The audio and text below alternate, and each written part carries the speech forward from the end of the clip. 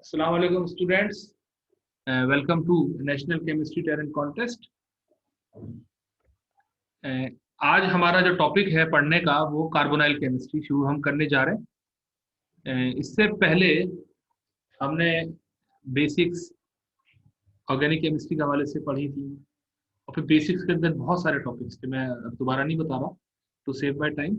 आप देख लीजिएगा, शुरू के जो लेक्चर्स थे 1 2 3 वो बेसिक्स से मुतालिक थे। इसके बाद फिर हमने alkanes, cyclo alkanes, alkenes, alkynes बहुत डिटेल में पढ़ा, इनके नॉमेनक्लेचर भी देखे और इनकी केमिस्ट्री भी डिस्कस की। फिर हमने बेंजीन केमिस्ट्री शुरू करी थी और उसको भी काफ़ी डिटेल में पढ़ा। और फिर उसी बेंजीन केमिस्ट्री को थोड़ा एडवांस किया जब हम इस पर विड्रॉइंग ग्रुप्स और डोनेटिंग ग्रुप्स लगाए और हमने वो भी सारे इन्फ्लुएंसेस उनके देखे। अब वक्त आ गया है कि हम फंक्शनल ग्रुप नया पढ़ें, कार्बोनाइल केमिस्ट्री। ये बहुत ही इंपॉर्टेंट फंक्शनल ग्रुप होता है ऑर्गेनिक केमिस्ट्री में और इसको पढ़ेंगे। लेकिन ये मैं आपको कुछ आज जो ये है इसका स्ट्रक्चर और रिएक्टिविटी मैं पहले बताऊंगा, फिर हम बाकायदा इसको फैमिली वाइज पढ़ना शुरू करेंगे, मतलब एल्डिहाइड कीटोन वगैरह। तो इस लेक्चर में आज के हम स्ट्रक्चर्स देखेंगे कार्बोनाइल जो कंपाउंड होते हैं उनके स्ट्रक्चर की नेचर क्या होती है और इनकी फिर उसी स्ट्रक्चर से ही आप रिएक्टिविटी को कनेक्ट करेंगे और बाद में एक चीज देखेंगे जिसका नाम होता है बर्गी-डुनिट्ज ट्रेजेक्टरी। ठीक है, तो introduction. Carbonyl is a functional group having C double bond O. ठीक है ना। किसी भी ऑर्गेनिक मॉलिक्यूल में स्ट्रक्चर में आपको अगर सी डबल बॉन्ड ओ नजर आता है तो वो कार्बोनाइल है। अच्छा, ऑब्वियस बात है कि ऑक्सीजन की वैलेंसी 2 होती है, यानी ऑक्सीजन डाइवैलेंट होता है। तो ऑक्सीजन तो जब कार्बोनाइल में नजर आएगा तो फिर ऑक्सीजन मजीद किसी से बॉन्ड नहीं बनाना होगा क्योंकि उसकी 2 वैलेंसी पूरी है। लेकिन कार्बन बीइंग टेट्रावैलेंट, जो रिमेनिंग 2 वैलेंसीज है, वो ऑब्वियस बात है फिर वो कहीं और सेटिस्फाई कर रहा होगा। ठीक है। तो बहरहाल C double bond O if you find anywhere, just mark that particular bond as carbonyl. और ये मैं कह चुका हूँ, कार्बोनाइल नो डाउट सबसे ज्यादा इंपॉर्टेंट क्लास है ऑर्गेनिक केमिस्ट्री की।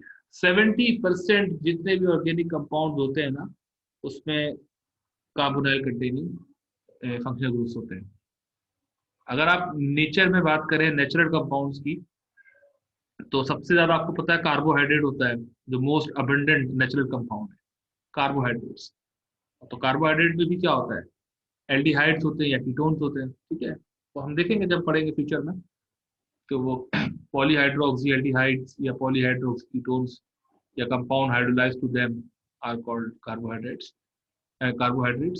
ठीक है, ये इसका जनरल स्ट्रक्चर है कार्बोनाइल का, सी डबल बॉन्ड ओ, और ये दोनों तरफ से बॉन्ड को इनकम्प्लीट छोड़ दिया बिकॉज यहाँ पे कुछ भी अटैचमेंट हो सकती है। ये जो पैटर्न है ड्रॉ करने का, इसमें ये जो लाइन है जिगजैग सी, इसको पढ़ते हैं विगली बॉन्ड, WIGGLY। तो ये जो विगली बॉन्ड है इसका मतलब ये होता है कि साथ में कोई अटैच ग्रुप या साइड चेन मौजूद है। चूंकि लेकिन हमारा इंटरेस्ट इस रेड वाले बॉन्ड में है तो इसलिए हम बाकी चीजों को हमने बाईपास किया। ठीक है, अब देखिए डिफरेंट कार्बोनाइल कंपाउंड्स आपके सामने स्क्रीन पे मौजूद है। इन सब में कॉमन बात वही है, क्या, सी डबल बॉन्ड ओ। अच्छा, ये पहला जो कंपाउंड है इसको एल्डिहाइड कहते हैं। आप फर्क देखें, एल्डिहाइड उस वक्त कहेंगे जब हाइड्रोजन कार्बोनाइल से डायरेक्टली कनेक्टेड होगा, यानी कार्बोनाइल के दोनों तरफ कुछ ना कुछ अटैचमेंट होगी, जो अभी बात की। तो उसमें से अगर एक हाइड्रोजन हो और दूसरी कार्बन चेन हो, आर मतलब कोई साइड चेन है, तो वो एल्डिहाइड कहलाता है।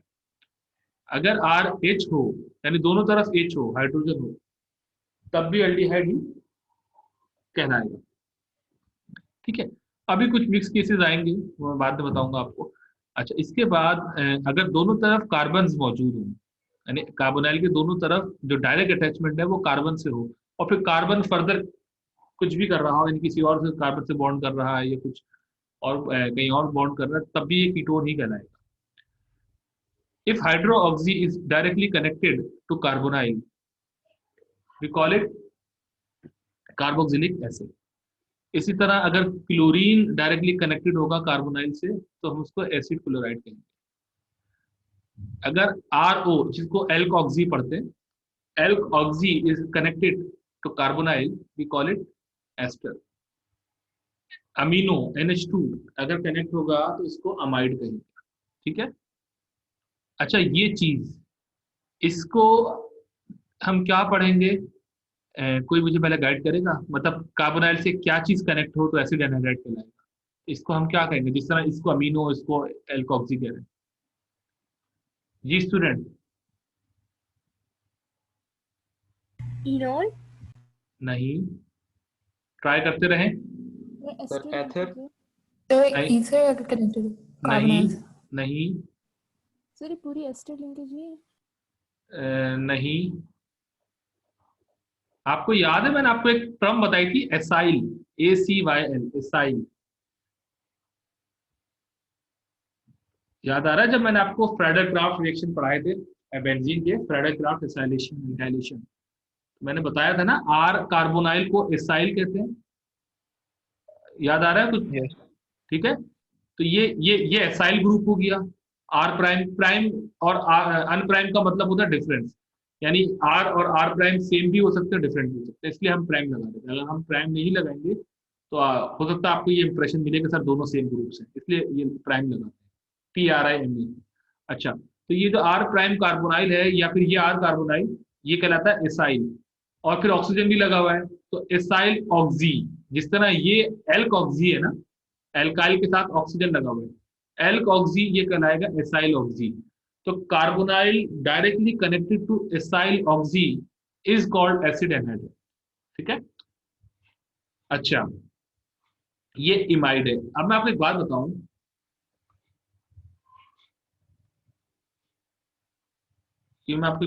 ये कुछ स्टूडेंट्स हैं जो अभी भी ऐड हो रहे हैं, मैं इनको कर लेता हूँ ऐड।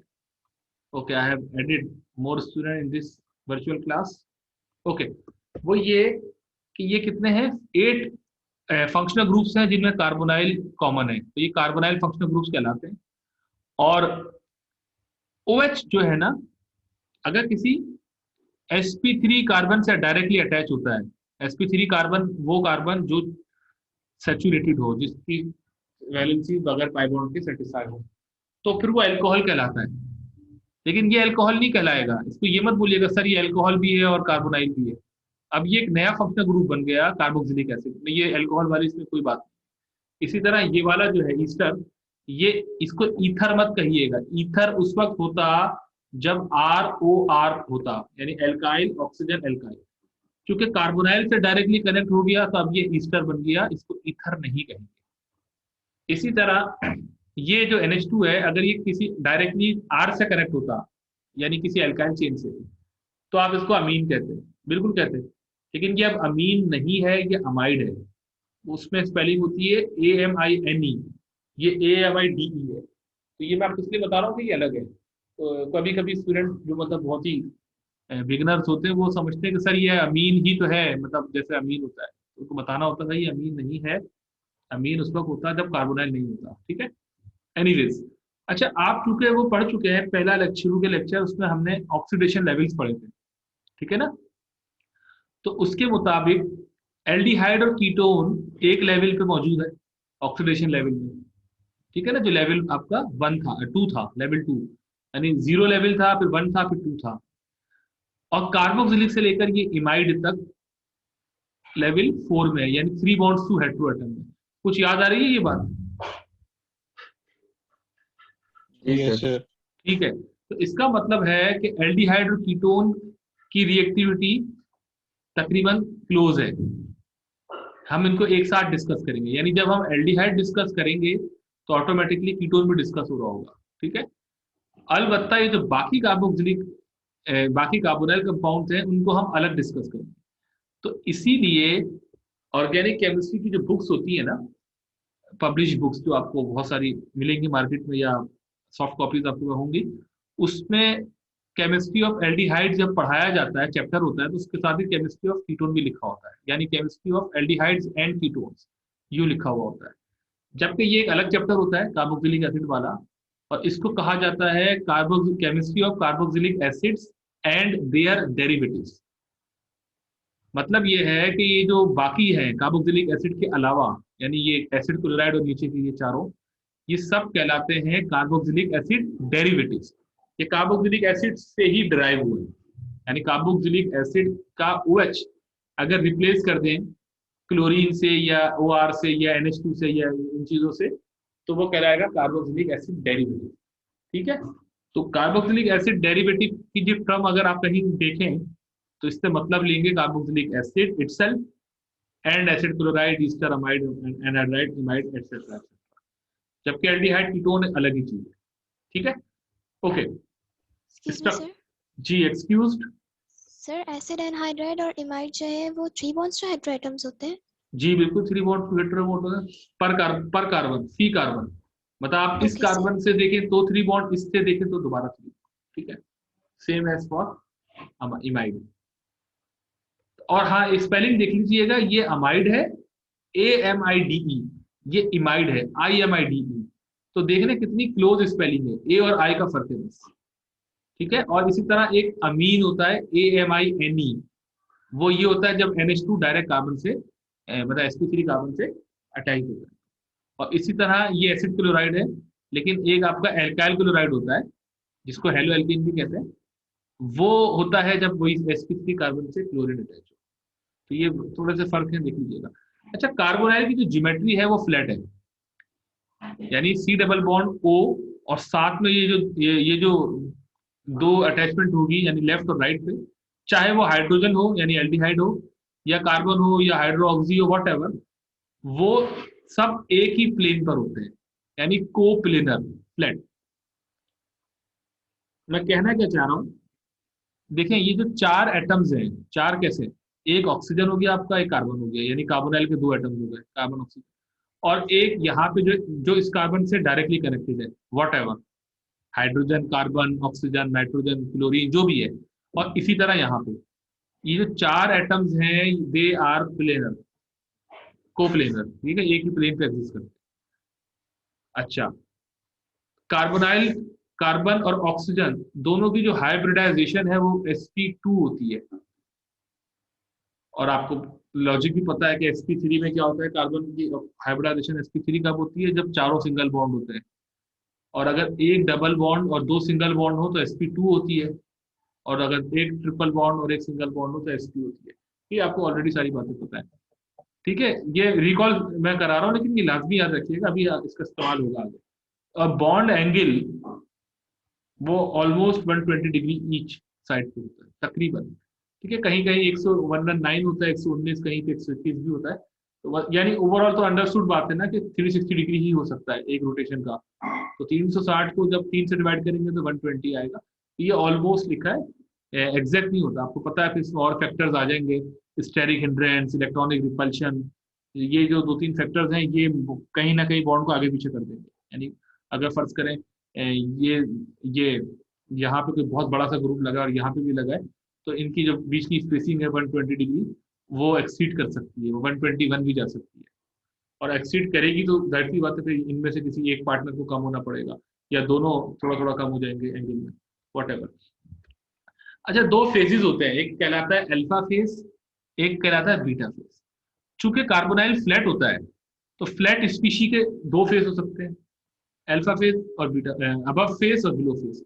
यानी कोई चीज फ्लैट है तो उसके ऊपर वाला फेस होगा एक, यानी जो जहां पे आप समझे आपके सामने कोई चीज रखी हुई है टेबल पे, आप बुक रखी हुई है मिसाल के तौर पे, किताब आपके टेबल पे रखी है, तो आप किताब के ऊपर हाथ रख दिया आपने, तो ये आप अपर फेस पे हाथ रख रहे हैं किताब के, और जो किताब का लोअर फेस है वो कांटेक्ट में है टेबल से, है ना। तो कोई भी फ्लैट चीज के 2 फेज होते हैं, एक अपर एक लोअर।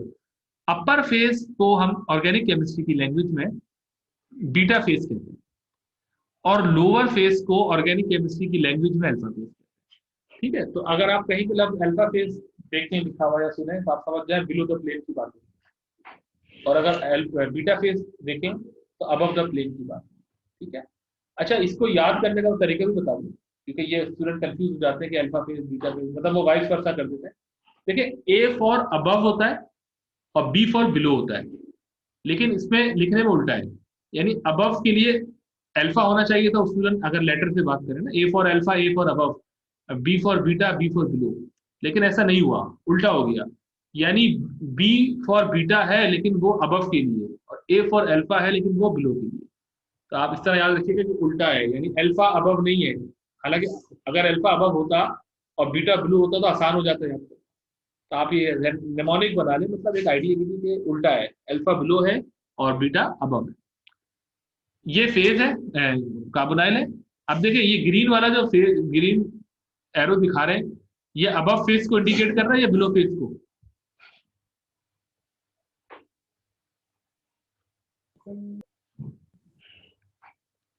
आपके सामने पिक्चर है, above face होगा, अबव होगा, तो ये बीटा फेज हुआ। हाँ बीटा हुआ, बीटा एग्जैक्टली फेज होगा, एग्जैक्टली। अब ये वाला फेज जो बिहाइंड है, जो बिलो है, अल्फा फेज। ठीक है। ये अपने जहन में ज्योमेट्री बिठा लें, ताकि फ्यूचर में हम जितने भी रिएक्शन पढ़ेंगे, चाहे वो एल्डिहाइड हो, कीटोन हो, या carboxylic acid and their derivatives, तो उसमें ये इस तरह हम बार बार फेजेस की बात करते रहेंगे। ठीक है। ये अभी तक का जो लेक्चर मैं पढ़ा रहा हूँ ना, इसका एल्डिहाइड या कीटोन से स्पेसिफिकली ताल्लुक नहीं है। ये मैं जनरल पढ़ा रहा हूँ तमाम कार्बोनाइल कंपाउंड्स के लिए, यानी वो जो मैंने सारे 8 कार्बोनाइल कंपाउंड की फैमिली लिखी थी।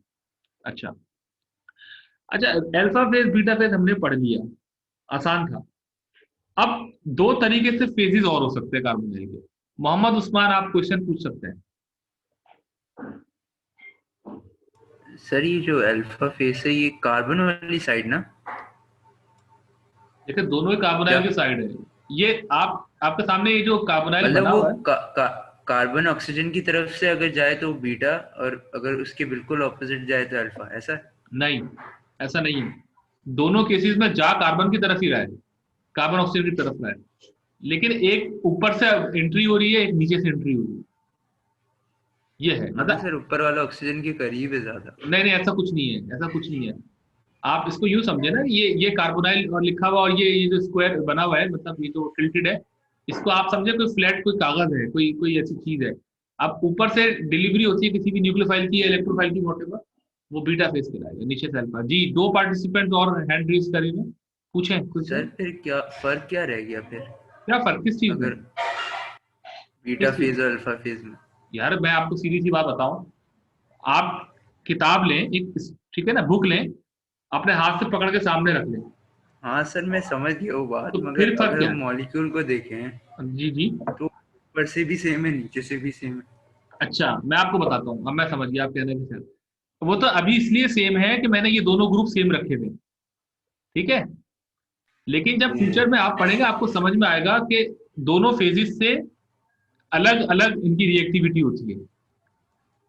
अगर कोई अनसिमेट्रिकल कार्बोनाइल होगा यानी कायरल, तो फिर दोनों फेजेस डिफरेंट हो जाएंगे, और अगर सिमेट्रिकल होगा यानी ए कायरल, तो फिर फर्क नहीं पड़ता। ठीक है, तो इसको फिर हम देखेंगे, वो डायस्टीरोटोपिक फेजेस कहलाते हैं। अच्छा जी, और कोई स्टूडेंट पूछना चाह रहे हैं क्वेश्चन? नहीं सर, वो यही पूछना था कि इन दोनों में फर्क क्या है। अच्छा फर्क वैसे तो आपको समझ में आ गया, लेकिन आप ये सोच रहे होंगे सर इसकी यूटिलिटी क्या है, मतलब हमें फायदा क्या है इस तरह को डेजिग्नेट करने का, शायद यही पूछना चाह रहे हैं।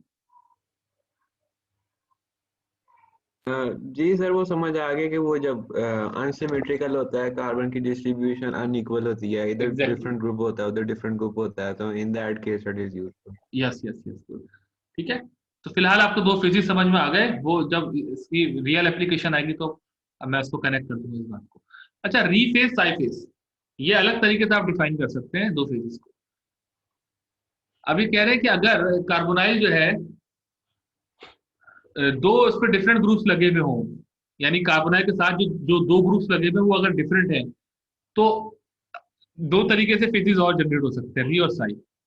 इसमें हमें करना ही होगा कि हम एटॉमिक नंबर की बेसिस पे ना कुछ प्रायोरिटी असाइन करेंगे। अब देखिए कार्बन और ऑक्सीजन में एटॉमिक नंबर किसका ज्यादा होता है? ऑक्सीजन का, ठीक है। अच्छा अच्छा, अब एक तरफ ऑक्सीजन हो गया, यानी कार्बन डबल बॉन्ड ऑक्सीजन में। अब जो दो ग्रुप्स लगे हुए हैं कार्बन के साथ, वो हाइड्रोजन भी हो सकते हैं, कार्बन भी हो सकते हैं, ऑक्सीजन भी हो सकते हैं। तो वो जो कार्बोनाइल कार्बन के साथ इमीडिएट दो कार्बन जो दो एटम्स लगे हुए हैं उनका एटॉमिक नंबर और कार्बोनाइल ऑक्सीजन का एटॉमिक नंबर, इनमें हम प्रायोरिटी बनाएंगे। अगर ये प्रायोरिटी क्लॉकवाइज रोटेट करेगी तो हम उस फेज को रीफेज कहेंगे, और अगर एंटी क्लॉकवाइज यानी high to low priority anti clockwise rotate करेगी तो हम साई फेज कहेंगे। अच्छा, अभी मुझे मालूम है आपको बिल्कुल समझ नहीं आया होगा, आई बिलीव। तो अब एग्जाम्पल देखते हैं। ये कार्बोनाइल है, ये फ्लैट है, ब्लू वाला तो कार्बन है, वो तो सेंटर में है, इसको छोड़ दें। ये ऑक्सीजन, ये हाइड्रोजन और ये कार्बन, मतलब ये मिथाइल है लेकिन डायरेक्टली कनेक्ट कार्बन से। इन तीन एटमों में मुझे ये बता दें एटॉमिक नंबर सबसे ज्यादा किसका है? OCH में। ऑक्सीजन, दूसरे नंबर पे कार्बन, कार्बन का। तीसरे नंबर पे हाइड्रोजन। हाइड्रोजन का। अब मुझे ये बताइए, ये जो फेज आपको नजर आ रहा है, ये कौन सा अल्फा फेज है, बीटा फेज है? यानी जो सामने से नजर आ रहा है, ये सामने ऊपर से नजर आ रहा है, ये बीटा फेज सर। बीटा ऊपर फेज से है। देखेंगे तो बीटा फेज हाँ, तो है। हम ऊपर से ही देखेंगे ना, क्योंकि हम उस साइड जाके तो देख नहीं सकते। तो जो इस वक्त एज फर्स्ट व्यू में आ रहा है वो बीटा फेज बिल्कुल है जी। अब बीटा सही कहा मोहम्मद याहिया ने, मैसेज में लिखा है। अच्छा, अब ये देखें, ऑक्सीजन की सबसे ज्यादा एटॉमिक नंबर है, फिर कार्बन का है, फिर हाइड्रोजन का है। तो ऑक्सीजन की प्रायोरिटी पहली हो गई, कार्बन की दूसरी और हाइड्रोजन की तीसरी। ये जो प्रायोरिटी असाइन हुई है ना, ये on the basis of atomic number हुई है, ठीक है। अच्छा, अब ये देखें, ये जो प्रायोरिटी है first to second to third, इसकी डायरेक्शन क्या है, क्लॉकवाइज या anti clockwise? Anti clockwise. Anti clockwise, very good. यानी first to second, second to third, third to first, ये क्या है, एंटी क्लॉकवाइज। तो ये एंटी क्लॉकवाइज है, इसलिए ये वाला जो फेज है इसको साई फेज कहते हैं, ठीक है। अब ये दोबारा पढ़ें, ये नीचे वाली बात साई फेज वाली। If the high to low priority around the central carbon of carbonyl is in anti clockwise direction, it is si, ठीक है। तो ये साई फेज है। यानी ये जो फेज नजर आ रहा है, जिसको आपने बीटा फेज कहा था, बिल्कुल सही, वही बीटा फेज साई फेज भी है, ठीक है। अच्छा, अगर ये बीटा फेज साई फेज है तो अल्फा फेज क्या होगा?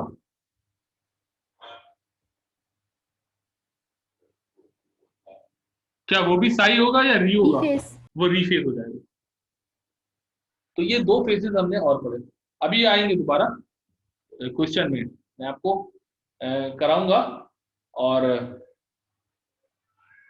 ठीक है। अच्छा अच्छा, मैं एक मिनट में वीडियो पॉज करता हूँ, मैं देखता हूँ वो है तो। ओके स्टूडेंट्स, तो अभी हमने ये देखा अल्फा फेज बीटा फेज क्या होता है और री फेज साई फेज क्या होता है। अब ये क्वेश्चन है, इसको सॉल्व करते हैं। ये आपके पास 1 2 3 4 कितने हैं, 5 कार्बोनाइल कंपाउंड्स हैं। आपको ये बताना है कि ये जो फेज इस वक्त नजर आ रहा है स्क्रीन पे, वो री फेज है या साई फेज है। अच्छा, अब दिखने में बहुत आपको मुश्किल से मॉलिक्यूल लग रहे होंगे, लेकिन कोई इशू नहीं है, हम इसको सॉल्व करते हैं, वैसे आसान है। अब ये मॉलिक्यूल है आपके सामने,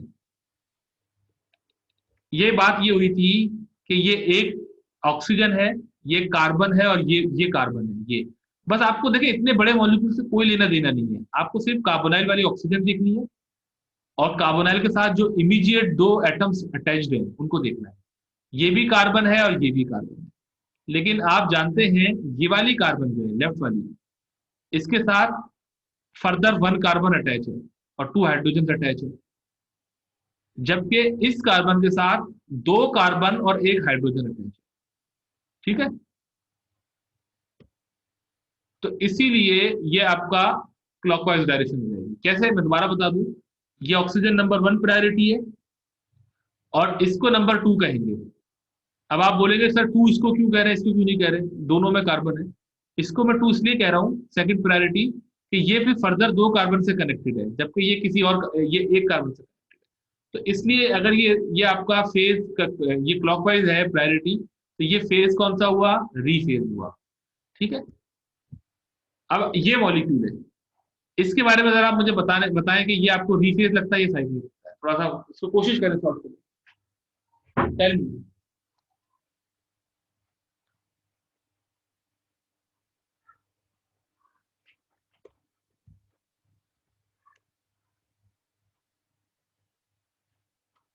जी मुझे सर बताइए दोनों orally। लग रहे हैं। दोनों क्यों लग रहे हैं? सर क्योंकि क्योंकि जो सेंट्रल कॉर्ड है सर उसके साथ दोनों तरफ सिमिलर ग्रुप्स सेम हैं। तरह के। हाँ जी सर। एग्जैक्टली। सर कोई अब प्रायोरिटी नहीं है इसमें। प्रायोरिटी नहीं बना सकते, तो आप जो कह रही है ना दोनों लग रहे हैं, आप ये ना बोले, आप बोले सब कोई फेज नहीं है। दोनों तो हो नहीं सकते ना भाई, होगा तो कोई एक। तो बेसिकली ये फेज ही नहीं है कोई। ठीक है, क्यों नहीं है? क्योंकि सेम ग्रुप लगे हुए हैं। तो री और साई फेज असाइन नहीं हो सकते। मतलब हम वन तो उसको कह देंगे वन प्रायोरिटी, लेकिन अब सेकंड किसको कहेंगे? ये भी सेकंड है, ये भी सेकंड, नहीं हो सकता। इसको करते हैं, यानी इस कार्बोनाइल को, इसको कोशिश करें सॉल्व करने की।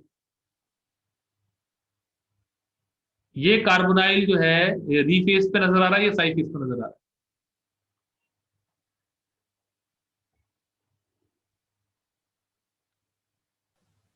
सर साई होगा। वेरी गुड और वेरी इंप्रेसिव। क्या नाम है आपका?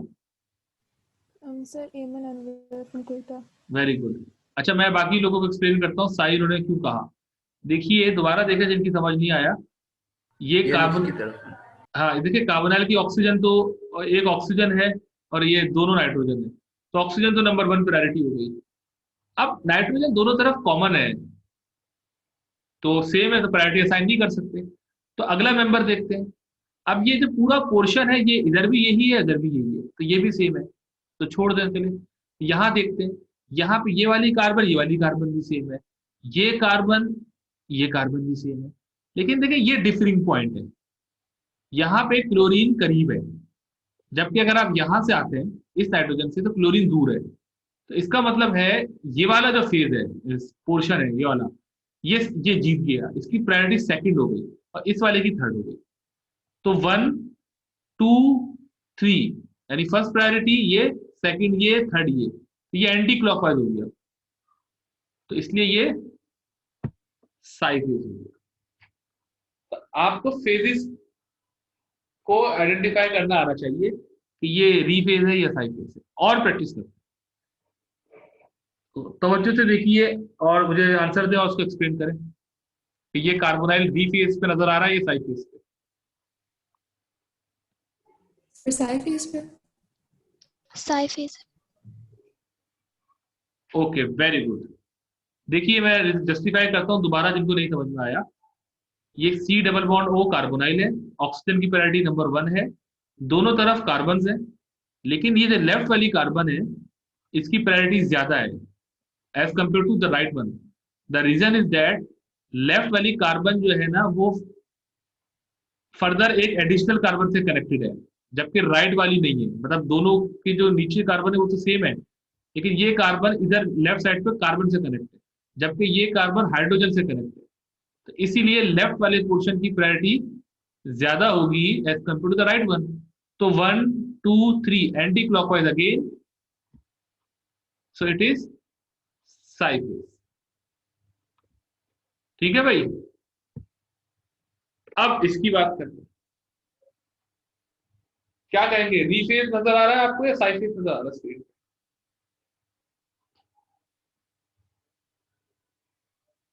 री फेज। री फेज होगा। री सर। री होगा। अच्छा ये स्टूडेंट जिनकी समझ नहीं आ रहा वो बड़े तवज्जो इसको दें, क्योंकि ये ऐसे में क्वेश्चन आपसे पूछूंगा। You will be given several carbonyl containing compounds and you will have to answer whether re or si, और ये ऐसे सवाल हैं जो आपको गूगल पे नहीं मिलेंगे कहीं पे भी। मेक श्योर कि आप सर्च नहीं कर पाएंगे। ठीक है। अच्छा ये देखिए, ये ऑक्सीजन है नंबर 1 प्रायोरिटी। अब ये डायरेक्टली कार्बोनाइल जो है वो नाइट्रोजन से कनेक्ट है और यहाँ कार्बन से कनेक्ट है। हालांकि नाइट्रोजन है लेकिन वो आगे है, हमें उससे लेना देना नहीं है, हमें इमीडिएट नेबर देखना होता है, बिल्कुल पड़ोसी। तो 1 2 3 क्लॉकवाइज, सो इट इज रीफेज। ठीक है। अच्छा मैं आपको बताता हूँ बाकी चीजें। ठीक है, ये हमने प्रैक्टिस कर ली रीफेज साइकिल। अच्छा मैं मानता हूं कि आपको हो सकता है अभी ये इसकी जो सिंथेटिक यूटिलिटी है या जो इसकी लॉजिक बिहाइंड असाइनिंग है ये समझ नहीं आई होगी कि री और साई हम निकाली क्यों है। वो एक अलग डिबेट है, वो हम सीखेंगे, लेकिन एटलीस्ट आप इस पोजीशन में आ गए हैं कि आपको कोई कार्बोनाइल मॉलिक्यूल दिया जाए और कहा जाए कि बताइए री है या साई है, तो आप निकाल लेंगे। ठीक है, ऐसी बात है ना। अच्छा और ये Excuse me, जी एक्सक्यूज, सर मुझे ये समझ नहीं कि नीचे से री कैसे है ये, ऊपर आप से तो देखें, समझ आ रहा है कि हाँ five phase है। देखें, अगर ये तो कॉमन सेंस की बात है ना भाई, देखें आप अपना हाथ देना, हाथ लेके इससे एक लूप बनाए, क्लॉकवाइज लूप बनाते रहे, दायरा बनाते रहे। अब जब आप लूप बना रहे होंगे तो आप उसको क्लॉकवाइज देख रहे हैं क्योंकि आप ऊपर से देख रहे हैं, लेकिन यही व्यू अगर आप नीचे से देखेंगे ना तो वही क्लॉकवाइज चीज एंटी क्लॉक मोशन में मूव कर रही होगी। क्या ख्याल है भाई, जब फेज चेंज होता है तो क्लॉकवाइज चीज एंटी क्लॉकवाइज बन जाती है। तो इसीलिए अगर क्लॉकवाइज पे हम री कह रहे हैं तो वही चीज दूसरी तरफ से व्यू करने पे साई फेज का इंप्रेशन देगी। ठीक है, ओके सर, बात समझ में नहीं आ रही? मैं दोबारा बताता हूँ। समझ आ गई। आ गई, चले शुक्र है कि क्लॉकवाइज अगर कोई डायरेक्शन होती है तो वो इधर से होती है, दूसरी तरफ से। या आप यूं समझ लेना, एक टायर लें, टायर, उसको हाथ से आपने लेफ्ट टू राइट रोटेट कर दिया, यानी लेफ्ट हैंड से आप राइट हैंड की तरफ मूव कर गए, तो आपके लिए ये मोशन कौन सी है? क्लॉकवाइज है, मतलब आप लेफ्ट हैंड से राइट हैंड की तरफ ट्रेवल करवा रहे हैं टायर को, लेकिन आपके लिए ये मोशन क्लॉकवाइज है। लेकिन जो आपके सामने बंदा बैठा होगा, जो टायर के उस पार बैठा होगा, उसके लिए यही मोशन एंटी क्लॉकवाइज होगी, नहीं होगी क्या? जी सर। बस यही बात होती है। तो इसीलिए री फेस और साई फेस जब असाइन करते हैं ना, तो हमें ये रिस्ट्रिक्ट होना पड़ता है कि अल्फा फेज की रिस्पेक्ट से री फेस साई फेस बोल रहे हैं या बीटा फेज की रिस्पेक्ट से बोल रहे हैं। ठीक है, तो इसका फिर हल ये है, अब आप बोलेंगे सर इसमें कंफ्यूजन हो गया। हल ये है, एक मिनट मोहम्मद उस्मान, एक मिनट। इसका हल ये है कि जो आपको फेस नजर आ रहा हो, यानी जो कागज पे प्रिंटेड हो या स्क्रीन पे नजर आ रहा है, बाय डिफॉल्ट उसको देख के हम साइड डिफाइन करते हैं, वरना वही चीज आप फ्लिप कर दें, यानी लेफ्ट टू राइट उठा के रख दें, तो फिर उल्टा हो जाएगा। जी मोहम्मद उस्मान। सर मैं इसको यूं लिख सकता हूँ, साई फेज यूं। आप किसी भी, as far as you are looking from the up side, तो वो साई रहेगा, चाहे आप इस साइड से देखें यू करके, या इस साइड से देखें या इस साइड से देखें, मतलब ऊपर से देख रहे हैं तो ये साई रहेगा मॉलिक्यूल, और अगर आप मॉलिक्यूल के पार चले जाएंगे नीचे की तरफ तो फिर वो री बन जाएगा। ठीक है, तो आपको ये बात समझ में आ गई कि अल्फा फेज बीटा फेज एक अलग तरीके से डेजिग्नेशन है और री फेज साई फेज एक अलग डेजिग्नेशन है। अच्छा सर, इसको यूं नहीं बनाना चाहिए था, साई को यूं। किस तरह?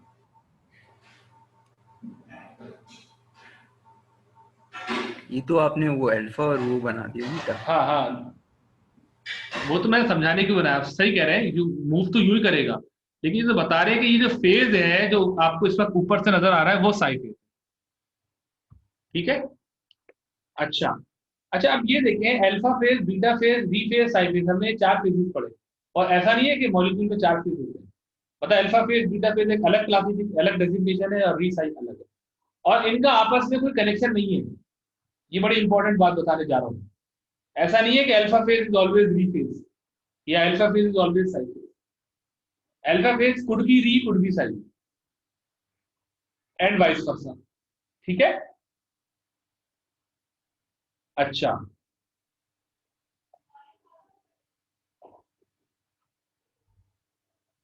अब आप मुझे बता सकते हैं कि इन दोनों फेज में से एब्सोल्यूट फेज कौन सा है और रिलेटिव फेज कौन सा है?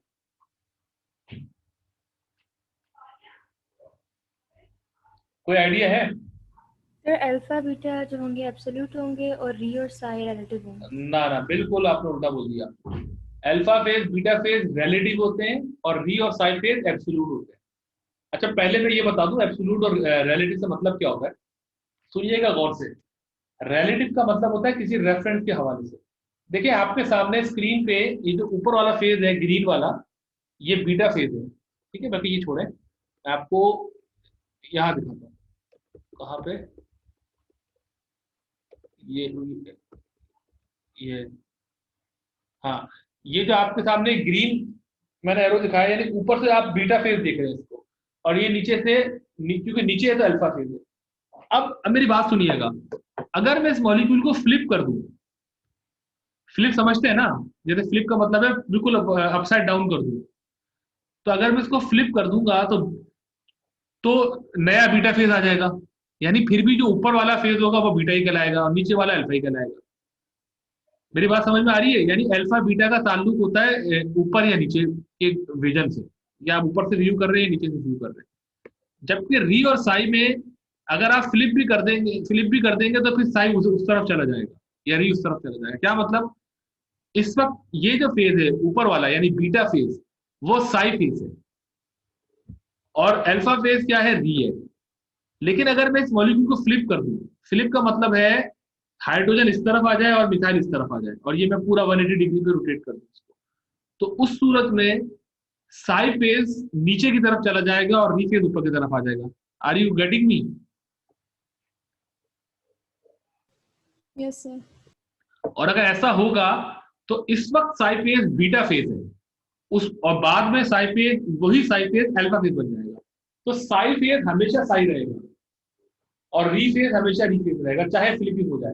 लेकिन अल्फा बीटा चेंज हो जाते हैं, तो इसलिए अल्फा बीटा रिलेटिव होते हैं और साई और री एब्सोल्यूट होते हैं। एब्सोल्यूट का मतलब है fixed, can not be change.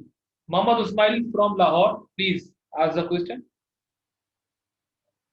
Sir मैंने पूछना ये था कि ये साई और री फेज जो है ये सिर्फ single carbonyl group containing compounds के लिए होते हैं या एनहाइड्राइड और अमाइड में भी हो सकते हैं?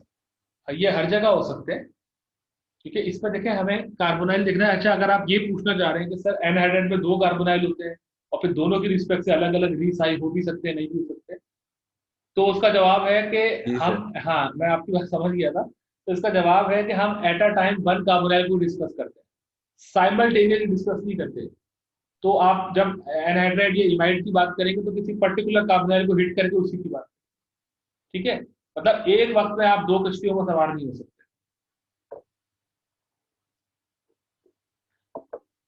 ठीक है सर, थैंक यू। ठीक है, अब रिएक्टिविटी की बात करते हैं। भाई बहुत टाइम लगा दिया हमने फेजेस के ऊपर, लेकिन इसको प्लीज स्किप मत करिएगा, जो मैंने पढ़ाया इसको समझिएगा, जो मैं पढ़ा चुका हूँ। रिएक्टिविटी, आप जानते हैं कि ऑक्सीजन इलेक्ट्रोनेगेटिव एलिमेंट होता है कार्बन के मुकाबले में ज्यादा, इसीलिए ऑक्सीजन पे पार्शियल नेगेटिव चार्ज आ गया, कार्बन पे पार्शियल पॉजिटिव चार्ज, यानी डायपोल जनरेट हो गया। डायपोल कब जनरेट होता है? जब किसी बॉन्ड में इलेक्ट्रोनेगेटिविटी का डिफरेंस आ जाए। ऐसी होता है ना? यस बोलते रहे भाई, कुछ हाँ ना कुछ बात करते रहे, यस सर। ठीक है ना? Yes sir. गुड। तो जब किसी बॉन्ड में इलेक्ट्रोनेगेटिविटी का डिफरेंस आ जाए तो डायपोल जनरेट हो जाता है। तो यहाँ हो गया, इसीलिए ये पोलर हो गया बॉन्ड, पोलराइज्ड हो गया। बहुत सारी टर्म्स होती है ऑर्गेनिक केमिस्ट्री में, पोलर, पोलराइज्ड, डायपोल, सब एक ही बात है तकरीबन। अच्छा, इसी को हम इस तरह भी लिख सकते हैं दूसरी तरीके से, यानी ये दोनों आपस में एक दूसरे की रेजोनेटिंग फॉर्म्स हैं, और रेजोनेटिंग फॉर्म है जब भी हमने ये डबल हेडेड एरो दिखाया, ये वाला, इस एरो का मतलब होता है रेजोनेटिंग फॉर्म्स। और अगर आप सिंगल हेडेड एरो दिखाते हैं लेफ्ट टू राइट ओरिएंट करता हुआ, तो आपका मतलब होता है इरिवर्सिबल एरो। और मैंने लास्ट टाइम बताया था कि रेजोनेटिंग फॉर्म से बेहतर वर्ड है डी लोकल, अपना कॉन्जुगेटिंग स्ट्रक्चर, बिल्कुल कॉन्जुगेटिंग स्ट्रक्चर है। हुआ क्या होगा, ये पाई बॉन्ड मूव कर गया टुवर्ड्स दी ऑक्सीजन, तो इसलिए ऑक्सीजन में नेगेटिव चार्ज आ गया, कार्बन पे पॉजिटिव चार्ज आ गया। अच्छा मुझे ये बताइए, बल्कि आप थोड़े नहीं बताएं, मैं ही बताता हूँ। शुरू में मुझे याद नहीं है, तीसरा या चौथा ये लेक्चर था, मैंने आपको बताया था एक जमाने में कि चार्जेस जो होते हैं ना वो 3 किस्म के होते हैं। एक कहलाता है फुली ब्लोन चार्ज, पूरा भरा हुआ चार्ज, यानी ये वाला सेकंड स्ट्रक्चर। एक कहलाता है पार्शियल चार्ज, जो इलेक्ट्रोनेगेटिविटी के डिफरेंस की वजह से जनरेट होता है जब बॉन्ड पोलराइज्ड होता है। और एक कहलाता है सब्सटेंशियल चार्ज, जो ब्रैकेट में दिखाया जाता है पैरेंथेसिस के अंदर। 3 किस्म के चार्जेस होते हैं। तो एक को पूरे गोल दायरे में दिखाते हैं, एक को पार्शियल, ये जो डेल्टा का सिंबल है ग्रीक लेटर, इसके साथ माइनस या प्लस दिखाते हैं, और एक को पैरेंथेसिस में दिखाते हैं। याद है मैंने दफा बताई थी बात? Yes sir. ठीक है, तो ये जी वही सर। हाँ, तो सब्सटेंशियल चार्ज का भी छोड़ दें, मैं कोई एक्सप्लेन कर रहा, लेकिन पार्शियल चार्ज और फुली ब्लोन चार्ज, ये यहाँ पे इसकी एक अच्छी क्लासिक एग्जाम्पल भी आ गई। अच्छा, नेगेटिव या पॉजिटिव चार्ज जो फुली ब्लोन होता है, मैं इसको प्रीफर करता हूँ सर्किल में बनाना, और मैं आपको कहूंगा हमेशा सर्किल में बनाया करो। हालांकि बगैर सर्किल के भी बनता है, यानी सीधा सीधा माइनस लिख दे प्लस लिख दे, but I highly recommend you to always always always follow this pattern that I have shown here. Excuse me sir. जी एक्सक्यूज्ड। सर ये फुली ब्लोन चार्ज होता है, इसको फॉर्मल चार्ज भी कह सकते हैं? बिल्कुल एग्जैक्टली, फॉर्मल चार्ज यही होता है। ठीक है, फॉर्मल चार्ज कब डेवलप होता है? वेलकम। फॉर्मल चार्ज कब डेवलप होता है? जब कोई भी एटम अपनी नेचुरल वैलेंसी से डिविएट कर जाए, अपनी कुदरती वैलेंसी से डिविएट कर जाए, और कर गया।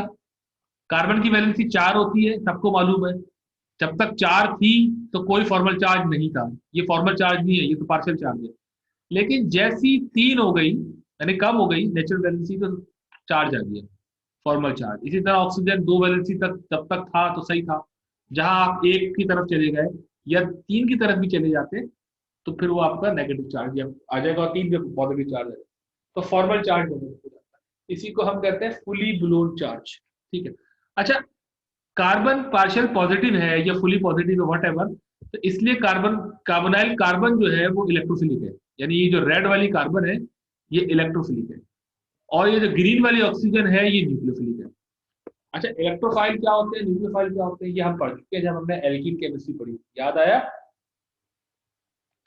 जी सर। तो अब ये याद रखिए कि कार्बोनाइल अपनी कार्बन से इलेक्ट्रोफिलिक होता है और अपनी ऑक्सीजन से न्यूक्लियोफिलिक होता है। इसका मतलब ये है, वो यहां आएगा कि अगर कार्बोनाइल के सामने न्यूक्लियोफाइल आ जाए अटैक करने के लिए, तो फिर कार्बोनाइल सर्व करेगा एज एन इलेक्ट्रोफाइल। ठीक है, कार्बोनाइल एज इलेक्ट्रोफाइल कब सर्व करेगा? जब सामने न्यूक्लियोफाइल आ जाए। और अगर कार्बोनाइल के सामने न्यूक्लियोफाइल आ जाए, सॉरी इलेक्ट्रोफाइल आ जाए, तो फिर कार्बोनाइल न्यूक्लियोफाइल बन जाता है, यानी अपोजिट बिहेवियर शो करेगा। एलिमेंट जो एटम्स है उसकी डायरेक्शन चेंज हो जाएगी। क्या मतलब? अब ये न्यूक्लियोफाइल है, कोई भी इलेक्ट्रॉन रिच स्पीशी है, जनरल, और it could be hydroxide, could be NH2 negative, यानी ये जो न्यूक्लियोफाइल नेगेटिव। आपको मालूम है कि nucleophile electrophilic carbonyl carbon centre पर अटैक करेगा तो ये फौरन पाई बॉन्ड टूटेगा। ये पाई बॉन्ड क्यों टूटा? रीजन? सर कार्बन की 5 वैलेंसी नहीं हो सकती। Very good. To avoid the pentavalency, this is to be broken. Anyways, ये इंटरमीडिएट बन जाएगा। Do you agree? जी सर। गुड। जी सर। ठीक है, इस इंटरमीडिएट को कहते हैं टेट्राहीड्रल इंटरमीडिएट, क्योंकि टेट्राहीड्रल ज्योमेट्री के साथ बन रहा है। ठीक है, तो प्लेनर से शुरू काम हमने करना शुरू किया और टेट्राहीड्रल पे पहुंच गए इंटरमीडिएट के तौर पे। फिर आगे जो भी होगा वो बात की बात है। अब ये न्यूक्लियोफाइल कौन कौन से हो सकते हैं, ये आपके सामने स्क्रीन पे नजर आ रहा है। It could be hydroxide, alkoxide, amide, water, alcohol, ammonia. ठीक है, ये मैंने सर हो सकता? कौन? Sir ethoxide. एथॉक्साइड हो सकता है, वो इसी कैटेगरी में आएगा ना, RO नेगेटिव में। R जो है वो CH3 भी हो सकता है, C2H5 भी हो सकता है, ये कुछ और भी हो सकता है। इथॉक्साइड एल्कोक्साइड ही में आएगा ना, इसी का वो है, पार्ट है, सब पार्ट है। ठीक है, ठीक है सर, थैंक अब यू। ये बहुत इंपॉर्टेंट स्लाइड है, मैं आपको सच बताऊं, क्योंकि इससे आपको ये पता चल गया, जब भी इनमें से कोई भी न्यूक्लियोफाइल मौजूद हो और आपके सामने स्क्रीन पे कागज पे आपके सामने कार्बोनाइल मौजूद हो, तो बिला झिझक न्यूक्लियोफाइल का इस तरह अटैक दिखाइए, पाई बॉन्ड तोड़ के ये बना दीजिए टेट्राहेड्रल। ये बात सबके लिए वैलिड है, मतलब एल्डिहाइड हो, कार्बोनाइल हो, कीटोन हो, ईस्टर हो, अमाइड हो, या एसिड एनहाइड्राइड, इमाइड, जो भी हो, व्हाटएवर। ठीक है। अच्छा, कुछ न्यूक्लियोफाइल ऐसे भी होते हैं जो होते तो न्यूक्लियोफाइल है, लेकिन वो इस कार्बोनाइल कार्बन पर अटैक नहीं करते, जैसे कि ये।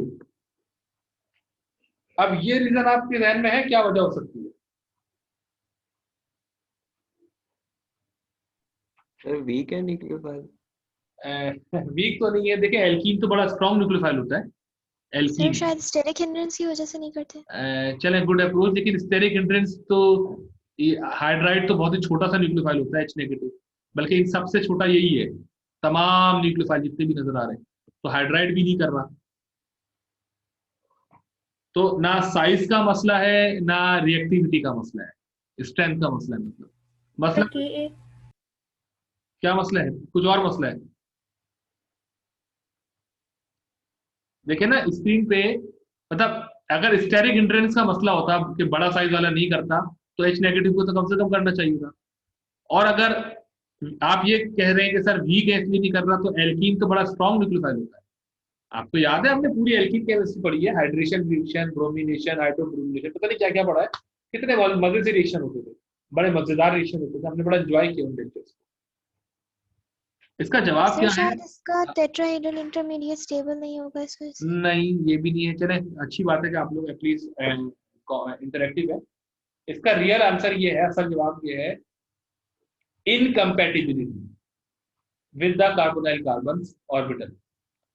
जो कार्बोनाइल कार्बन का ऑर्बिटल है उसके साथ ये कंपैटिबल नहीं है। मैंने आपको दफा बताया था कि रिएक्शन उस वक्त होता है जब ऑर्बिटल की मैचिंग होती है, यानी न्यूक्लियोफाइल, एग्जैक्टली, वेरी गुड। जब न्यूक्लियोफाइल अटैक करता है तो बेसिकली वो अपने होमो से कर रहा होता है, और जब इलेक्ट्रोफाइल पे अटैक होता है तो उसकी लूमो पे हो रहा होता है। तो ये जो कार्बोनाइल का लूमो है, lowest unoccupied molecular orbital, LUMO, वो लूमो इन होमोस के साथ कंपैटिबल नहीं है, एल्कीन का होमो या बेंजीन या हैलाइड या कार्बोक्सिलेट या हाइड्राइड, ठीक है, जबकि इन होमोस के साथ कंपैटिबल है। अच्छा, फिर वही बात आप बोलेंगे सर ये कंपैटिबिलिटी हमें कैसे पता चलेगी, है ना? तो इसका इसका जवाब है कि ये चलिए जो न्यूक्लियोफाइल होते हैं, तो ये आप देख लें, आपके सामने स्क्रीन पर है, और ये आप इसको याद कर लें, वरना इसकी एनर्जी कैलकुलेशन होती है, और एनर्जी कैलकुलेशन से बात हमें मालूम होती है कि कंपैटिबिलिटी किसकी किससे बनती है, किसकी किससे नहीं बनती है, ठीक है। तो बहरहाल ये है, कार्बोनाइल एज अ न्यूक्लियोफाइल भी सर्व कर सकता है अगर इसके सामने इलेक्ट्रोफाइल आ जाए। अब बताएं कौन अटैक करेगा, किस पे अटैक करेगा? ऑक्सीजन अटैक करेगा इलेक्ट्रोफाइल। वेरी गुड, ऑक्सीजन जी अटैक सर। करेगा इलेक्ट्रोफाइल, क्योंकि कार्बोनाइल अपनी ऑक्सीजन से न्यूक्लियोफिलिक होता है और ये इंटरमीडिएट बनेगा, ठीक है।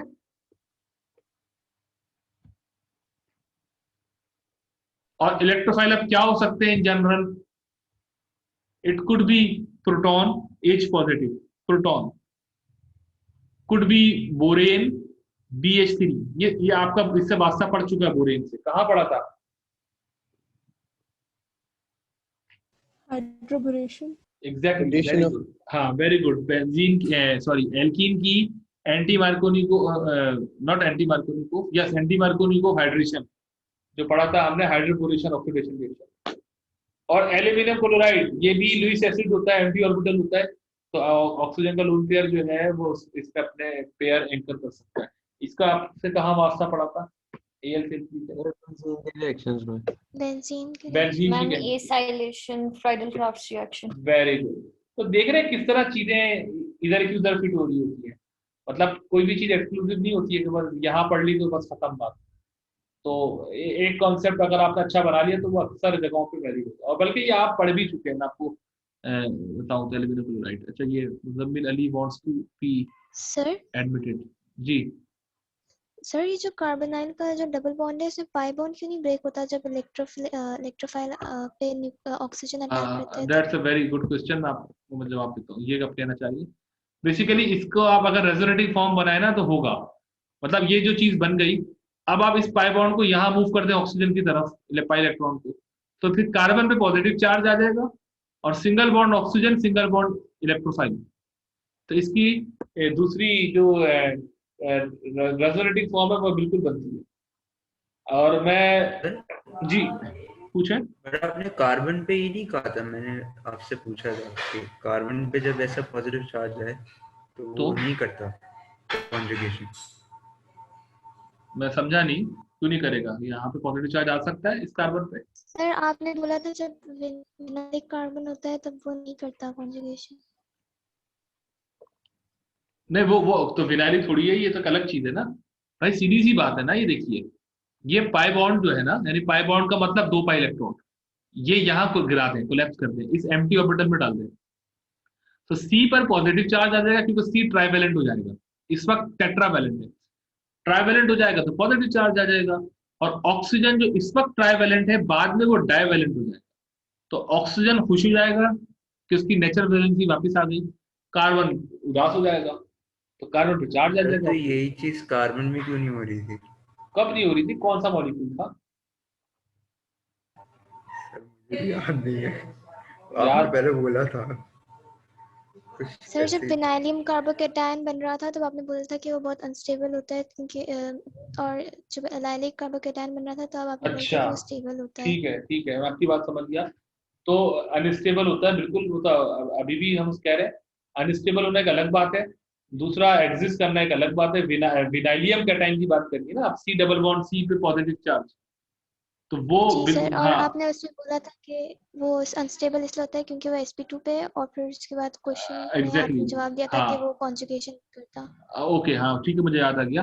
विनाइलियम कैटाइन था और दूसरा एलाइलियम था, यानी एलाइल पोजीशन था प्लस चार्ज।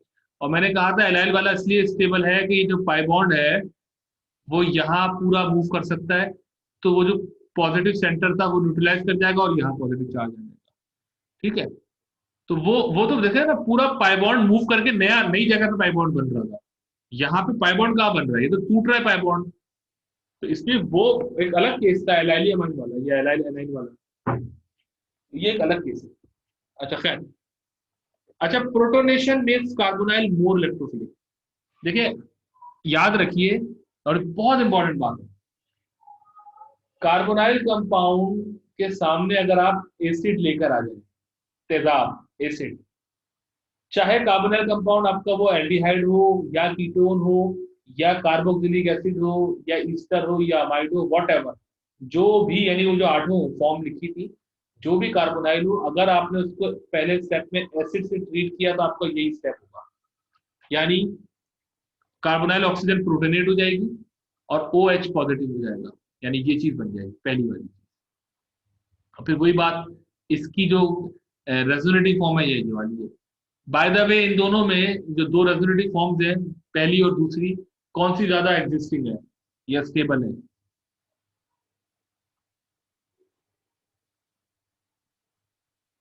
फर्स्ट वाली। फर्स्ट वाली, वेरी दूसरी वाली गुड। फर्स्ट वाली। पॉजिटिव। ना पहली वाली, और रीजन क्या है? ऑक्टेट कंप्लीट है कार्बन ऑक्टेट का। कंप्लीट है, शाबाश शाबाश। क्या नाम है आपका? Ayesha Junaid from Karachi. Ashish, very good, क्योंकि ऑक्टेट कंप्लीट है इसलिए। दूसरी वाली में देखिए कार्बन का ऑक्टेट कंप्लीट नहीं है, ये सेक्सटेट कहलाता है और ये ऑक्टेट कहलाता है, तो नहीं है, इसलिए पहली वाली ज्यादा। अच्छा, अब जब एक दफा कार्बोनाइल प्रोटोनेट हो जाए, यानी ये चीज बन जाए जिसको प्रोटोनेटेड कार्बोनाइल कहते हैं, तो फिर वो कार्बोनाइल कार्बन जो है ना, वो पहले यानी अपने अनप्रोटोनेटेड एनालॉग के मुकाबले में ज्यादा इलेक्ट्रोफिलिक हो जाता है। यानी मैं ये कहना चाहता हूँ, आपके पास कोई रीजन है इस बात का, इस फैक्ट का जस्टिफाई करने के लिए? वाई?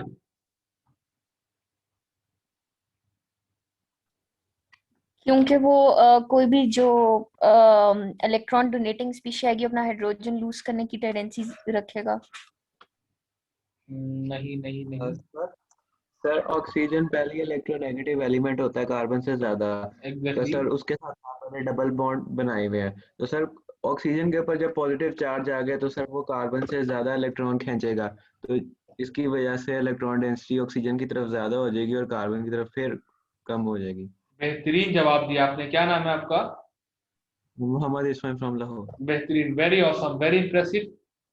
मैं आपकी बात को ही रिफ्रेश कर दूं, ये कहना चाह रहे हैं कि ऑक्सीजन ऑलरेडी इलेक्ट्रोनेगेटिव होता है, इसी वजह से ये कार्बन इलेक्ट्रोफिलिक होता है, लेकिन अगर ऑक्सीजन पे प्लस चार्ज आ जाए तो उसकी इलेक्ट्रोनेगेटिविटी बढ़ जाती है, तो उस इलेक्ट्रोनेगेटिविटी की बढ़ने की वजह से इस जो एडजेसेंट कार्बन है इसकी इलेक्ट्रोफिलिसिटी बढ़ जाएगी, तो प्रोटोनेशन मेक्स कार्बोनाइल मोर इलेक्ट्रोफिलिक। एक रीजन तो यही है जो आपने दिया मोहम्मद इस्माइल फ्रॉम लाहौर। एक और रीजन है, लेकिन पहला रीजन बहुत अच्छा दिया आपने, मैं एक और रीजन ऐड करूंगा। एक और रीजन देखिए, जब इस वाले पे, यानी इसको हम अनप्रोटोनेटेड कह लेते हैं, है ना, क्योंकि प्रोटोनेट नहीं हुआ और ये प्रोटोनेटेड है, जब अनप्रोटोनेटेड कार्बोनाइल पे न्यूक्लियोफाइल अटैक करता है तो जो इंटरमीडिएट मिलता है उसमें ओ पे क्या चार्ज होगा? ये टेट्राहेड्रल इंटरमीडिएट मिलेगा, नेगेटिव चार्ज। नेगेटिव चार्ज होगा, वेरी गुड। जबकि प्रोटोनेटेड अगर कार्बोनाइल है उस पर न्यूक्लियोफाइल अटैक करता है, तो जो टेट्राहेड्रल इंटरमीडिएट होगा उसमें ऑक्सीजन में क्या चार्ज होगा? 0। Zero, Positive. यानी neutral. Neutral. Neutral, neutral, very good. अब मुझे बताएं किसी एटम पे न्यूट्रल चार्ज होना बेहतर है या negative? Neutral. Neutral, neutral. Exactly. इसका मतलब है अगर आपके सामने ये दो स्पीशीज मौजूद है और एक न्यूक्लियोफाइल है, तो न्यूक्लियोफाइल प्रीफरेबली इस पे अटैक करेगा, ग्रीन वाले पे, ना कि ब्लू वाले पे। ऐसा क्यों? ऐसा इसलिए कि ऐसा करने से जो टेट्राहेड्रल इंटरमीडिएट मिलेगा वो न्यूट्रल मिलेगा, और इसमें टेट्राहेड्रल इंटरमीडिएट एनायनिक मिलेगा। तो neutral intermediate is better then anionic intermediate. ये दूसरा रीजन है। लेकिन पहला रीजन मोहम्मद इस्माइल ने बहुत आउट क्लास दिया है, उसके बाद हमें दूसरे रीजन को डिस्कस करने की जरूरत नहीं थी, लेकिन ये भी एक रीजन होता है। ठीक है, अच्छा। Mohammad Muzammil Ali from Kahota wants to be added. Okay, tetrahedral intermediate जब एक दफा बन गया, दोबारा देख ले कैसे बनता है। न्यूक्लियोफाइल ने अटैक किया कार्बोनाइल कार्बन पे, पाई बॉन्ड टूटा, ये बन गया। ठीक है ना, ये पुरानी बात है। जब एक दफा टेट्राहेड्रल इंटरमीडिएट बन जाता है तो दो बातें होती हैं, या तो ऑक्सीजन पे जो नेगेटिव चार्ज आया है ना, अभी नया नया जो आया है, वो वापस पाई बॉन्ड बना दे कार्बोनाइल के दरमियान जैसे पहले बना था, और किसी एक ग्रुप को निकाल दे, एक्सपेल कर दे। फॉर इंस्टेंस एक्स को निकाल दिया, तो ऐसा होने से ये वापस कार्बोनाइल रिटेन हो जाएगा, बरकरार हो जाएगा, है ना। तो ओवरऑल ये क्या हुई, सब्स्टिट्यूशन हो गई, यानी एक्स रिप्लेस कर गया न्यूक्लियोफाइल से, एनयू से। और ये जो टेट्राहेड्रल इंटरमीडिएट है, बेसिकली ये जब बना, यानी कार्बोनाइल से टेट्राहेड्रल इंटरमीडिएट, और फिर वो टेट्राहेड्रल इंटरमीडिएट कोलैप्स कर गया। इसको कहते हैं कोलैप्सिंग। कोलैप्स का मतलब होता है गिर जाना, यानी वो वापस गिर गया और उसने एक्स को एक्सपेल कर दिया। तो ये कोलैप्सिंग कहलाएगी इंटरमीडिएट की। दूसरा ऑप्शन क्या है? दूसरा ऑप्शन ये है कि अगर जब ये न्यूक्लियोफाइल ने कार्बोनाइल पर अटैक किया और ये टेट्राहेड्रल इंटरमीडिएट बना, बजाय कोलैप्सिंग होने के, वो जो O नेगेटिव है वो आगे किसी इलेक्ट्रोफाइल से बॉन्ड कर ले और एक नई प्रोडक्ट बना ले। इसको कहते हैं क्विंचिंग। तो मकसद कहने का ये है, जब भी टेट्राहेड्रल का इंटरमीडिएट बनता है तो फर्दर जो रिएक्शन होता है, क्योंकि इंटरमीडिएट बहरहाल एक अनरिएक्टिव स्पीशीज होती है, सॉरी रिएक्टिव स्पीशीज होती है, अनस्टेबल स्पीशीज होती है, उसको आगे तो कहने के कुछ करना है ना, तो वो या तो कोलैप्स करता है या क्विंच करता है। ये मतलब ऑर्गेनिक केमिस्ट्री की टर्म्स है। वैसे सादा लफ्जों में बताऊं तो या तो फिर वो पाई बॉन्ड वापस बन जाता है, यानी O पे नेगेटिव चार्ज वापस पीछे की तरफ गिरता है और किसी एक ग्रुप को निकालता है, या फिर वो नेगेटिव चार्ज आगे किसी के साथ रिएक्शन करता है। तो ये collapsing and quenching of tetrahedral intermediate की टर्म यूज होती है। ठीक है, अब मैं बार बार कह रहा हूं कि ये बहुत ही इंपॉर्टेंट लेक्चर है आज का, क्योंकि ये लेक्चर तमाम कार्बोनाइल केमिस्ट्री पे के लिए इंपॉर्टेंट है। क्योंकि देख रहे हैं न्यूक्लियोफाइल मैंने आपको दिखा दिए कौन कौन से अटैक कर सकते हैं, और हम फ्यूचर में दिखाएंगे, अटैक करेंगे। लेकिन मैं बार बार इतनी शदीद इंतहाई डिटेल में जो मैंने आपको आज पढ़ाया है, मैं बार बार नहीं पढ़ाऊंगा। और न्यूक्लियोफाइल चेंज करते रहेंगे और फिर एक्स भी चेंज होता रहेगा। मतलब अब आप समझ गए एक्स क्या हो सकता है। It could be chlorine. अगर एक्स क्लोरीन है तो ये एसिड हैलाइड हो गया। एक्स अगर OR है तो ये ईस्टर हो गया। एक्स अगर NH2 है तो ये अमाइड हो गया। इस तरह ये काम होता है। ठीक है, ये वही वाली बात। अगर एक्स के पास लीविंग टेंडेंसी है, लीविंग ग्रुप एबिलिटी है, तो एक्स निकलेगा, और निकलेगा तो टेट्राहेड्रल इंटरमीडिएट जो है उसकी कोलैप्सिंग कहलाएगी। ठीक है, अब कुछ वार्निंग की बात कर लेते हैं। ऐसा रिएक्शन दिखाना गुनाह है, क्या कहलाता है, गुनाह है कबीरा है। इस तरह नहीं दिखाया जाएगा। Could you tell me the reason, क्या बुराई है? सर एक कार्बन से दूसरा कार्बन कैसे इलेक्ट्रॉन, मतलब वजह ये है कि चूंकि sp2 कार्बन है ना, ये कार्बोनाइल कार्बन, वो SN2 रिएक्शन अफोर्ड नहीं करता। और ऐसा अगर होता है तो ये SN2 कहलाता है। SN2 में हमने क्या पढ़ा है, मतलब क्या पता है आपको, कि न्यूक्लियोफाइल बैक साइड से आता है और लीविंग ग्रुप आगे से निकल जाता है। तो ऐसा sp3 कार्बन पे होता है, sp2 पे नहीं होता, इसलिए ऐसा रिएक्शन नहीं होता। तो फिर क्या होता है, reaction must go via the tetrahedral intermediate. क्या मतलब, रिएक्शन ऐसे जाएगा। अब आप बोलेंगे इसमें उसमें फर्क ही क्या है, फर्क है।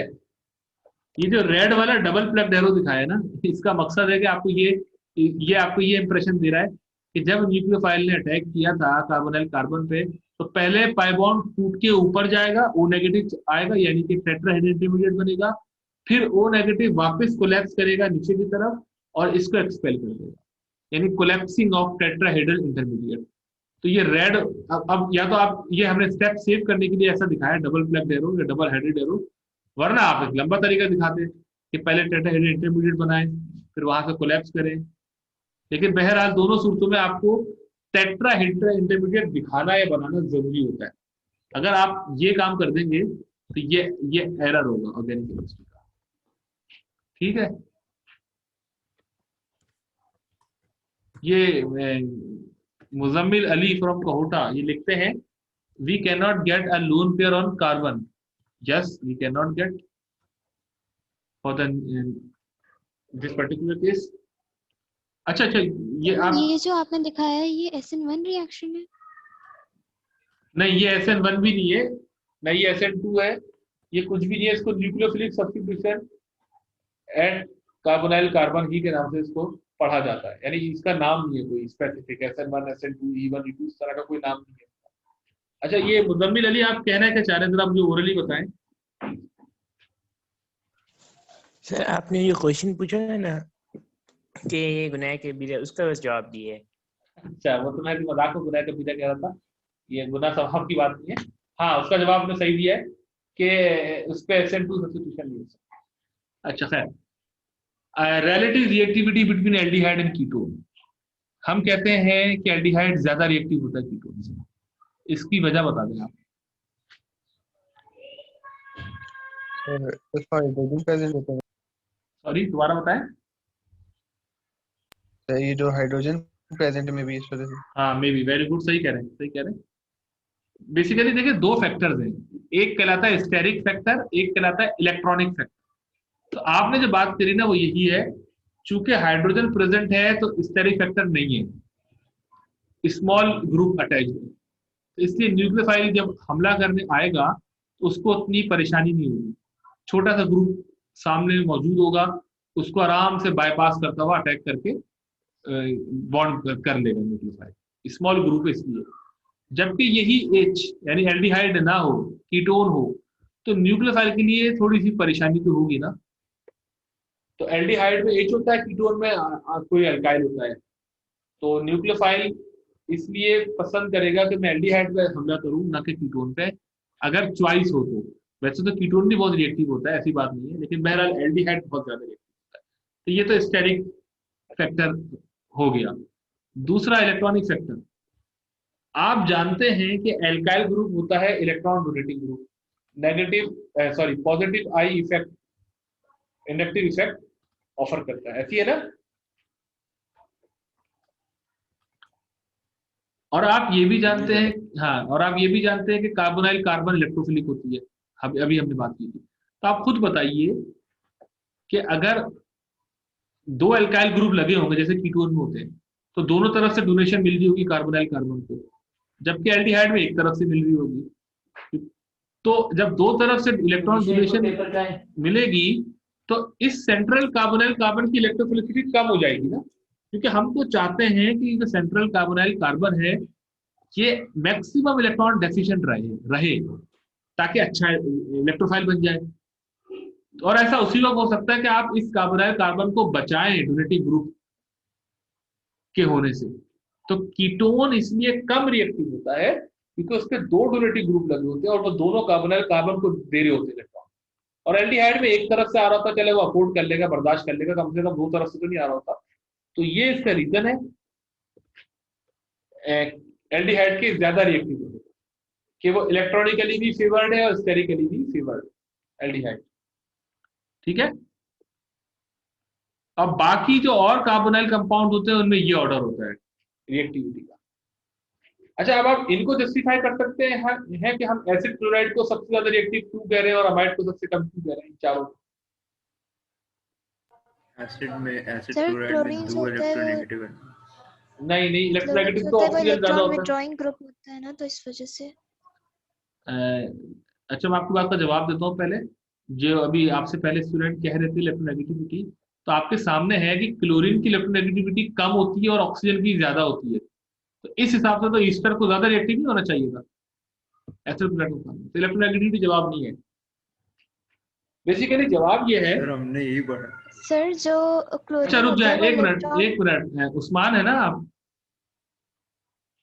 उस्मान सर जी, यस क्या सर। पढ़ा है, क्या पढ़ा है, बताइए। सर हमारे बुक में ये लिखा हुआ है कि क्योंकि ऑक्सीजन और क्लोरीन ज़्यादा इलेक्ट्रोनेगेटिव है और कार्बन पे ज़्यादा पॉजिटिव चार्ज आता है, इसलिए एसिड क्लोराइड रिएक्ट है। तो वो तो ठीक है, लेकिन मैं आपको यही तो बता रहा हूँ, मेरी बात गौर से सुनिएगा। ये सर ऐसे, मेरे ख्याल से क्लोरीन अच्छा लीविंग ग्रुप है। हाँ अब आपने सही बात बोली है। ये है असल जवाब, वो जवाब नहीं था जो आप पहले बोल रहे थे। ठीक है, लिविंग ग्रुप एबिलिटी आ गए ना आप राइट बात पे। क्लोरीन अच्छा लिविंग ग्रुप है, यानी जब क्लोरीन निकलेगा तो एजा क्लोराइड निकलेगा, यानी एनाइन होकर निकलेगा, वैसी बात है। तो chloride is a better leaving group than carboxylate which is better than alkoxide, और सबसे पुअर लिविंग ग्रुप है अमाइड इन चारों में। तो यही वजह है कि जब न्यूक्लियोफाइल आता है ना तो वो प्रिफरेबली इस पर अटैक करेगा, क्योंकि न्यूक्लियोफाइल तो चाहेगा कि मैं आऊं और किसी को निकाल के बाहर फेंक दूं। तो क्लोरीन आसानी से निकल जाएगा। ये जो एसाइल ऑक्सी है ये सेकंड आसानी से, एल्कोक्सी यानी एल्कोक्साइड बन के निकलेगा ये थर्ड आसानी से, और एमाइड निकल जाएगा, लेकिन फिर आपको टेम्परेचर वगैरह देना पड़ेगा, इतनी आसानी से नहीं निकलेगा। ठीक है, तो ये इसका जवाब है लिविंग ग्रुप। और ये लिविंग ग्रुप एबिलिटी किस पे डिपेंड करती है? ये इनकी कॉन्जुगेट एसिड की पीके वैल्यू पे डिपेंड करती है। क्या मतलब? मतलब ये कि जब मैं इन सब में H वापस लगा दूं, H यानी ये HCl कर दूं, इसको कार्बोक्सिलिक एसिड कर दूं, इसको अल्कोहल कर दूं, इसको अमोनिया कर दूं, सब में H लगा दूं, तो जितनी कम pKa वैल्यू होती है उतनी अच्छी लिविंग टेंडेंसी होती है। HCl जो है उसकी pKa -7 -8 के अराउंड होती है, और जबकि कार्बोक्सिलिक एसिड की pKa 5 होती है, +5 पॉजिटिव 5। तो जितनी लेसर pKa होगी उतनी बेटर लिविंग टेंडेंसी होगी। चले, ये आपको फॉर द टाइम भी समझ नहीं भी आ रहा pKa का कॉन्सेप्ट, तो एटलीस्ट आपको ये वैसे ही सिंपली पता हो कि हाँ भाई chloride is better leaving group than acetylide या carboxylate in general, which is better than alkoxide and then amide. ठीक है, अच्छा कार्बोक्सिलिक एसिड डिफरेंट है। देखें मैंने यहाँ पे कोई कार्बोक्सिलिक एसिड शामिल नहीं किया, अगर आपको आपने गौर किया हो तो। ठीक है ना, हमने acid chloride anhydride Easter amide किया, और हो सकता था कि आप मुझसे सवाल पूछ लेते सर कार्बोक्सिलिक एसिड जो इन चारों में कहाँ पर आएगा, बीच में आएगा या किसी एक्सट्रीम राइट या एक्सट्रीम लेफ्ट पे आएगा, but you did not ask. चले आप पूछ लें मुझसे कि कहाँ आएगा, मुझे बताइए कार्बोक्सिलिक एसिड।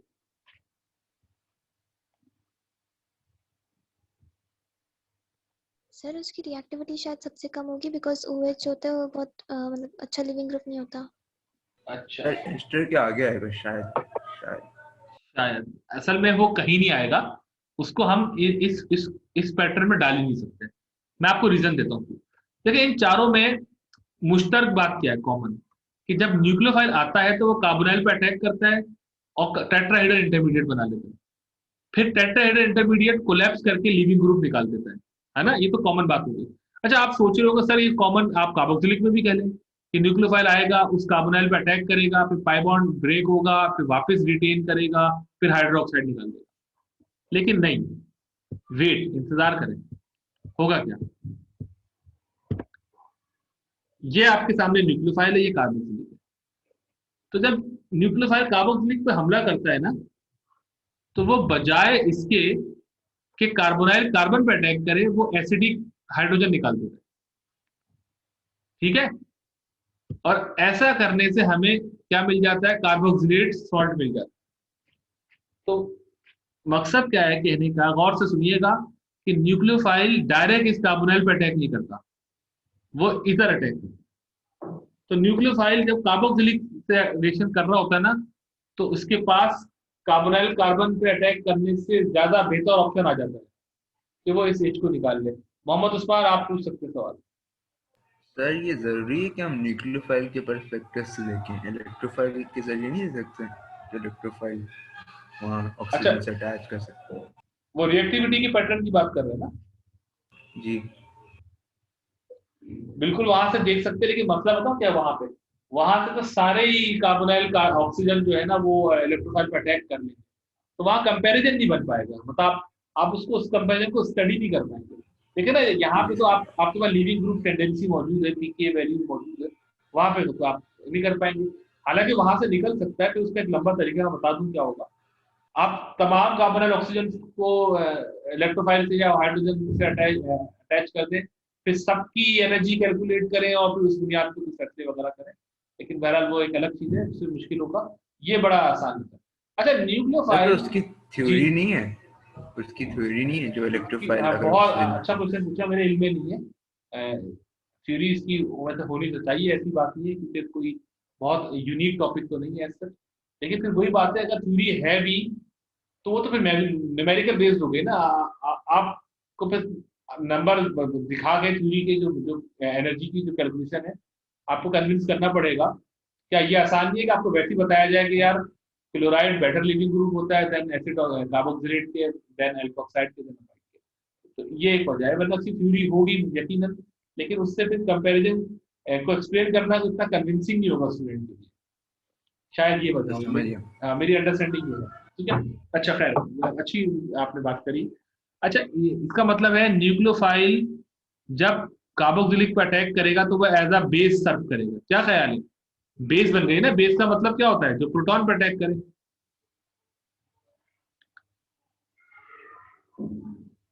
कार्बोक्सिलेट के अंदर कार्बोनाइल कार्बन बहुत ही वर्स्ट इलेक्ट्रोफाइल होता है, बदतरीन, बहुत ही बुरा। अगर आपको याद हो, हमने जब कार्बोनाइल कंपाउंड की रिएक्टिविटी का पैटर्न डिस्कस किया था, तो मैंने सबसे मतलब लीस्ट रिएक्टिव कार्बोनाइल किसको कहा था?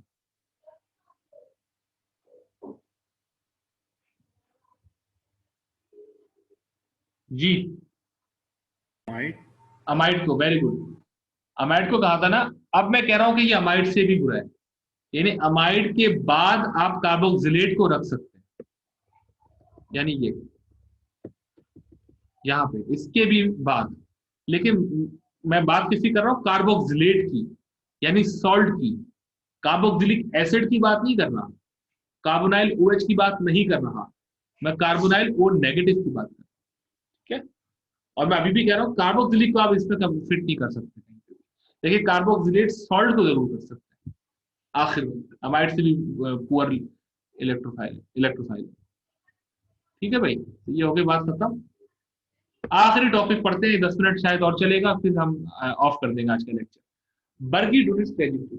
देखिए अब तक हमने इतनी सारी बातें कर ली, मेरा मतलब है हमने कार्बोनाइल को डिफाइन कर लिया, इसके मुख्तलिफ फंक्शनल ग्रुप्स देख लिए बहुत डिटेल में, हमने इसका जो ज्योमेट्री है उसको डिस्कस किया, प्लेनर होता है या क्या होता है कार्बोनाइल, हमने उसके फेजेस को डिस्कस किया, अल्फा फेज, बीटा फेज, री फेज, साई फेज, हमने रिएक्टिविटी को डिस्कस किया कि पोलैरिटी किस तरह डेवलप होती है, उससे क्या क्या इन्फ्लुएंस होता है, कौन सी जो साइट है वो इलेक्ट्रोफिलिक होती है, कौन सी न्यूक्लियोफिलिक होती है।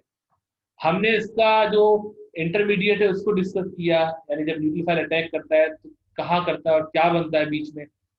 फिर हमने उस इंटरमीडिएट की कोलैप्सिंग भी देखी, क्विंचिंग भी देखी, ठीक है ना। मैं जानबूझ के इतनी सारी बातें बता रहा हूँ ताकि आप इसमें रिफ्रेश करते रहे अपनी मेमोरी को। तो ये देख रहे हैं ना, हमने इतनी सारी चीजें देखी। अब आखिरी बात, जब न्यूक्लियोफाइल अटैक करता है कार्बोनाइल पे, तो वो किसी मखसूस एंगल से करता होगा ना, रैंडम तो नहीं करता होगा, कहीं से भी आके अटैक कर रहा है, क्या ख्याल है? जी सर। हाँ बिल्कुल वैसी बात है, जिस तरह आपने SN2 रिएक्शन पढ़ा होगा, तो SN2 रिएक्शन में न्यूक्लियोफाइल जो अटैक करता है एल्काइल हैलाइड पे या किसी भी लिविंग ग्रुप वाले कंपाउंड इलेक्ट्रोफाइल पे, तो बिल्कुल बिहाइंड बैक साइड से करता है, यही पढ़ा है ना आपने। अच्छा, अब अगर वो बैक साइड से करता है तो मतलब 180 डिग्री से करता है, लिविंग ग्रुप के की रिस्पेक्ट से 180 डिग्री से करता है, ऐसा पढ़ा है आपने? Yes sir. तो वहां पे SN2 रिएक्शन में एंगल होता है, यानी जो ट्रेजेक्ट्री होती है 180 डिग्री की होती है, यहाँ पे कुछ और होती है, वो होती है 107 डिग्री, 107।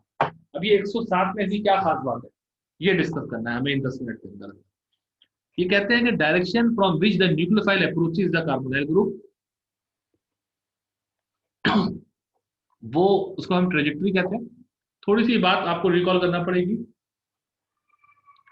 कार्बोनाइल जो होता है ना, उसमें एक होता है सिग्मा फ्रेमवर्क, एक होता है पाई फ्रेमवर्क, यानी सिग्मा बॉन्ड और पाई बॉन्ड, आसान लफ्जों में। सिग्मा बॉन्ड तो ये होते हैं कि कार्बोनाइल कार्बन चूंकि sp2 हाइब्रिडाइज होती है, अभी आपको पता है बात, तो ये देखे 3 ये जो टर्कॉइज कलर के जो ऑर्बिटल्स हैं ये sp2 है, ऑक्सीजन भी sp2 होती है, तो ये जो पर्पल कलर के हैं, या आई डोंट नो क्या कलर है, ये पिंक कलर है, तो ये sp2 है। तो ये sp2 की ओवरलैपिंग से ये बेसिकली बॉन्ड बना है, CO बॉन्ड, सिग्मा बॉन्ड। फिर एक होता है पाई फ्रेमवर्क। पाई फ्रेमवर्क क्या होता है, वो जो अनहाइब्रिड ऑर्बिटल होता है वो ओवरलैपिंग करता है। तो हमें सिग्मा फ्रेमवर्क से कोई लेना देना नहीं है, हमारा ताल्लुक पाई फ्रेमवर्क से, क्योंकि न्यूक्लियोफाइल अटैक करता है तो पाई बॉन्ड टूटता है ना, सिग्मा बॉन्ड तो नहीं टूटता पहले स्टेप। तो हमें पाई फ्रेमवर्क डिस्कस करना है। अब ये देखिए, ये तस्वीर देखिए, और ये तस्वीर आखिरी है, इसके बाद ये लेक्चर खत्म हो जाएगा, तो इसको जरा तवज्जो से देखिएगा।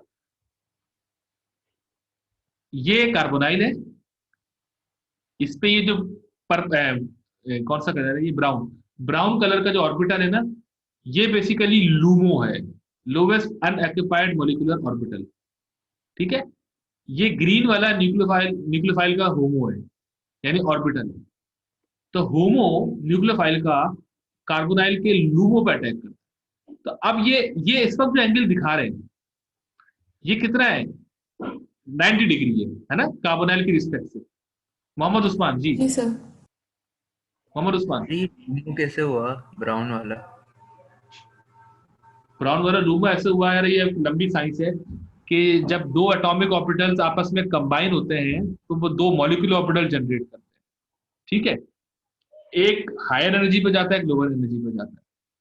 इसके बाद जो लोअर एनर्जी पे होता है, उसके अंदर जब इलेक्ट्रॉन की फिलिंग होती है, तो लो एनर्जी यानी एक बॉन्डिंग ऑर्बिटल होता है, एक एंटी बॉन्डिंग ऑर्बिटल में जो सबसे ज्यादा एनर्जी वाला होता है उसको हम होमो कहते हैं। तो अब ये होमो लूमो भी आप छोड़ दें, वरना हमें डिविएट करना पड़ेगा अपने टॉपिक से। तो आप आसान लफ्जों में ये समझ लें कि जब न्यूक्लियोफाइल कार्बोनाइल पे अटैक करता है, तो इसके पास बेस्ट ऑप्शन तो ये है कि वो 90 डिग्री से अटैक करे। क्यों बेस्ट कह रहा हूं मैं, ताकि मैक्सिमम ओवरलैपिंग मिले, यानी ग्रीन और पर्पल की ओवरलैपिंग मैक्सिमम मिलेगी अगर 90 डिग्री से करेगा। लेकिन मसला ये है कि सी और ओ के दरमियान पाई बॉन्ड है, यानी ये जो सिंगल लाइन है, ये पाई बॉन्ड चूंकि इलेक्ट्रॉनिक क्लाउड है, तो ये न्यूक्लियोफाइल को इतनी शराफत से इस जगह पे आने नहीं देगा। ये पाई इलेक्ट्रॉनिक क्लाउड चाहेगा कि न्यूक्लियोफाइल दूर रहे, क्योंकि दैट सी बात है, न्यूक्लियोफाइल भी इलेक्ट्रॉन रिच होता है और पाई इलेक्ट्रॉन क्लाउड तो होता ही इलेक्ट्रॉन रिच है। तो इसी वजह से रिपल्शन होगी किसके दरमियान, फिल्ड पाई ऑर्बिटल यानी ये, and this green orbital nucleophile. तो इस रिपल्शन की वजह से न्यूक्लियोफाइल अपनी ट्रेजेक्टरी को चेंज कर लेगा। अच्छा, रिपल्शन कब मिनिमम होगी, जब न्यूक्लियोफाइल बिल्कुल 180 डिग्री से अटैक करे, यानी यहां से अटैक करे, लेटा हुआ बिल्कुल यहां से। अब मसला यह है कि अगर न्यूक्लियोफाइल 180 डिग्री से अटैक करेगा तो फिर ओवरलैपिंग नहीं हो पाएगी, और अगर न्यूक्लियोफाइल 90 डिग्री से अटैक करेगा तो ओवरलैपिंग तो हो जाएगी लेकिन रिपल्शन हो जाएगी। तो ना 90 डिग्री से अटैक होता है, ना 180 डिग्री से अटैक होता है। अटैक होता है समवेयर बिटवीन द 90 एंड 180, और वो समवेयर बिटवीन है 107 डिग्री। यानी ये जो 107 डिग्री आ रहा है ना, बेसिकली ये कॉम्प्रोमाइज है किन 2 चीजों के दरमियान, मैक्सिमम ओवरलैपिंग और maximum spacing to avoid the repulsion. ये कॉम्प्रोमाइज है ना, यानी दोनों एक्सट्रीम में नहीं हो सकता, ना 90 पे ना 180। ये बर्गी और डूरिट 2 साइंटिस्ट थे, उन्होंने इस बात को बड़ा डिटेल में स्टडी किया, और उन्होंने इसको, यानी उनको ये बात तो सब पता थी पहले कि ये अटैक जो है ना ये 107 डिग्री से होता है, लेकिन ये 107 डिग्री कहाँ से आया, इसको जस्टिफाई किया। ये 107 बेसिकली कॉम्प्रोमाइज है 90 और 80 का, यानी एज अ कॉम्प्रोमाइज है किसका, ओवरलैपिंग का और रिपल्शन का। तो ये अब आप बस खुलासा कर दो अपनी बात का, जब जब न्यूक्लियोफाइल अटैक करेगा इलेक्ट्रोफिलिक कार्बन पे, तो उसकी जो ट्रेजेक्ट्री होगी ना वो 17 डिग्री होगी, 107 डिग्री होगी। यानी ये कंबाइंड इफेक्ट आपके सामने मौजूद है। तो न्यूक्लियोफाइल यूं अटैक करता है कि जब वो, यानी ये CO और ये CNU, इसके दरमियान 107 डिग्री है। That's all. जी मोहम्मद उस्मान, पूछे क्वेश्चन। सर ये चीज इथीन में क्यों नहीं होती? इथीन में इसलिए नहीं होती कि इथीन पे कोई न्यूक्लियोफाइल आके अटैक थोड़ी करता है। इथीन तो खुद न्यूक्लियोफाइल होता है, उल्टा वो तो कहीं बाहर जाता है ना, वो तो किसी इलेक्ट्रोफाइल पर अटैक करता है। तो इथीन तो एक उलट सर चीज है ना। उसका ऐसा कोई ऑर्बिटल ओवरलैपिंग नहीं हो सकती? देखिए मेरी जो बात भी सुनो। हाँ, मैं आपकी बात समझ गया, लेकिन मैं आपको बताऊं, इथीन अलग केस है। देखिए ये कार्बोनाइल है, इसके अंदर न्यूक्लियोफाइल आ रहा है, कार्बोनाइल कार्बन पे अटैक कर रहा है और पाई बॉन्ड टूट रहा है, यानी ये इलेक्ट्रोफाइल है। इथीन होता है न्यूक्लियोफाइल। अगर इथीन के ऊपर भी कोई न्यूक्लियोफाइल आ रहा होता इन केस, और किसी, यानी इथीन क्या होता है, CH2 डबल बॉन्ड CH2, तो अगर न्यूक्लियोफाइल इथीन की कार्बन पे आता और पाई बॉन्ड टूट के दूसरी तरफ मूव कर रहा होता, तब तो यकीनन आपकी बात वैलिड होती, तब वहां होना चाहिए था। लेकिन चूंकि इथीन तो इलेक्ट्रोफाइल होता ही नहीं है, वो तो न्यूक्लियोफाइल होता है, तो बजाय उसके पास न्यूक्लियोफाइल आके अटैक करे, उल्टा वो अटैक करता है किसी दूसरे इलेक्ट्रोफाइल। अच्छा, अब आप बोल रहे हैं सर चले ठीक है, मान लेते हैं कि मान क्या लेते हैं, होता यही है कि इथीन न्यूक्लियोफाइल होता है, वो इलेक्ट्रोफाइल पे अटैक करता है, तो तब फिर क्यों ये बात डिस्कस नहीं करते? तो इसलिए नहीं करते, तब तो वो किसी भी एंगल से अटैक करें, इससे हमें कोई लेना देना नहीं है। क्यों? क्योंकि CH2 डबल बॉन्ड, उसमें जो पाई बॉन्ड्स होते हैं, यानी जो उसका होमो होता है, क्योंकि इथीन का होमो अटैक करता है, जबकि कार्बोनाइल के लूमो पर अटैक होता है। होमो हमेशा न्यूक्लियोफाइल का होता है, लूमो इलेक्ट्रोफाइल का होता है, और कार्बोनाइल क्योंकि इलेक्ट्रोफाइल है तो लूमो लाएगा, जबकि इथीन न्यूक्लियोफाइल है तो वो होमो लाएगा। तो इथीन का होमो जब किसी भी इलेक्ट्रोफाइल के लूमो, जैसे मिसाल के तौर पर प्रोटॉन पर अटैक करता है, सबसे आसान एग्जाम्पल ना, तो वो प्रोटॉन और इथीन किसी भी पोजीशन से आके आराम से एडजस्ट हो जाता है, तो वहां एंगल की डिस्कशन ही नहीं होती है। जी स्टूडेंट, कोई और क्वेश्चन? सर ये 90 और 180 के बीच में 107 के अलावा कोई और एंगल नहीं हो सकता? हाँ, ये आपने अच्छा क्वेश्चन पूछा। देखिए 90 और 180 का अगर आप एवरेज लें तो कितना बनता है, 135 बनता है ना शायद, ऐसी है ना, 90 प्लस 180 डिवाइड बाई 2, ठीक है। तो इस हिसाब से आप अगर स्टैटिस्टिकली या थ्योरेटिकली सोच रहे हैं तो आप ये बोल सकते हैं सर 90 पे आ नहीं सकता, 180 पे आ नहीं सकता, तो दोनों का जो बीच है, एग्जैक्ट मिड है, वो 135 है, लेकिन ये 107 है एक्चुअल। तो इससे हमें ये बात पता चलती है कि ऑल्दो कॉम्प्रोमाइज तो है, लेकिन बहरहाल न्यूक्लियोफाइल अपनी ओवरलैपिंग को ज्यादा प्रीफर करेगा बनिस्बत रिपल्शन के, तो वो 135 के बजाय 90 डिग्री वाला जो एंगल है उसकी तरफ ज्यादा लीन करता है। इससे ये हमें पता चलता है, अगर आपको समझ में आ रही है बात तो। जी सर, थैंक यू। वेलकम। और कोई स्टूडेंट क्वेश्चन है किसी का भी आज के लेक्चर से मुताल्लिक?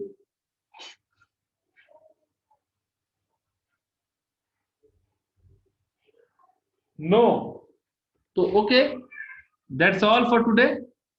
इंशाल्लाह we will meet in next lecture with the chemistry of aldehyde in P2. Allah Hafiz, take care.